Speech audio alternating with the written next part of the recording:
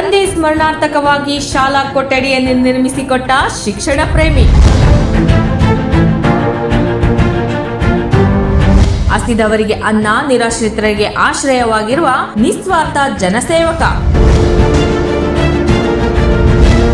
ಅಮ್ಮ charitable trust ಮೂಲಕ ನಡೀತಿದೆ ಪ್ರತಿನಿತ್ಯ ಸತ್ಕಾರ್ಯ.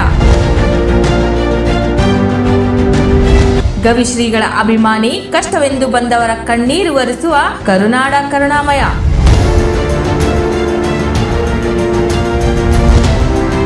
ಹಗಲಿರುಳು ಶ್ರಮಿಸುವ ಸದಾ ಹಸನ್ಮುಖಿ ಅಕ್ಷರದಾತ, ಅನ್ನದಾತ.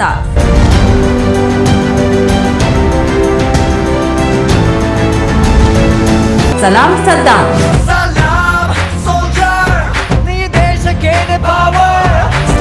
ವೀಕ್ಷಿಸಿ ಸಮಗ್ರ ಟಿವಿಯಲ್ಲಿ ಅತಿ ಶೀಘ್ರದಲ್ಲಿ.